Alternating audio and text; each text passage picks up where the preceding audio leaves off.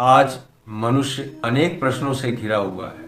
कभी सुख की खोज में भागता है, कभी दुख से भागता है, लेकिन श्रीमद् भगवद गीता हमें यह स्मरण कराती है कि जीवन का सत्य बहुत सरल है।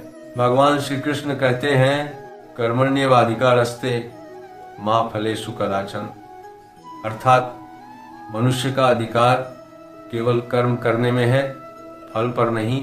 फल की चिंता त्याग कर यदि कोई अपने कर्तव्य का पालन करता है तो उसका जीवन शांत और सफल होता है। गीता यह भी कहती है, न जायते म्रियते व कदाचिन नायं भूत्वा भविता व न भूय। आत्मा न जन्म लेती है न मरती है, शरीर नष्ट होता है पर आत्मा शाश्वत और अमर रहती है। जब यह सत्य हृदय में उतर जाता है तब मृत्यु का भय समाप्त हो जाता है। योग का वास्तविक अर्थ है समत्वम योग उच्यते।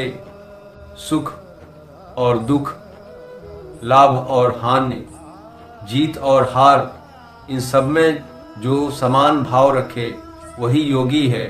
जीवन में असली शांति उसी को प्राप्त होती है जो हर परिस्थिति में संतुलित रहता है।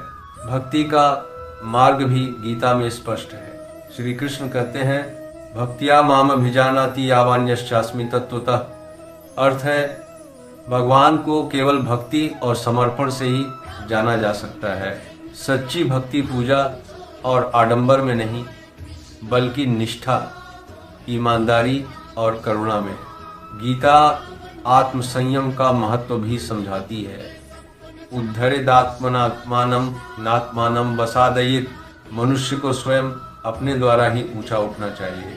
इंद्रियों पर नियंत्रण और मन का संयम, यही सच्चा साधन है। ध्यान और एकाग्रता के विषय में कहा गया है, योगी युएजित सततमात्मानं रहस्य स्थित। सच्चा योगी वह है जो एकांत में बैठकर ध्यान द्वारा अपने मन को स्थिर करता है।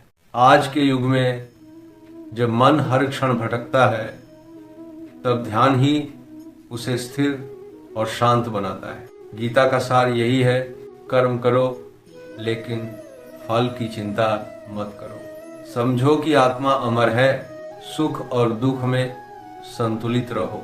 भक्ति और आत्मसंयम को जीवन का आधार बनाओ।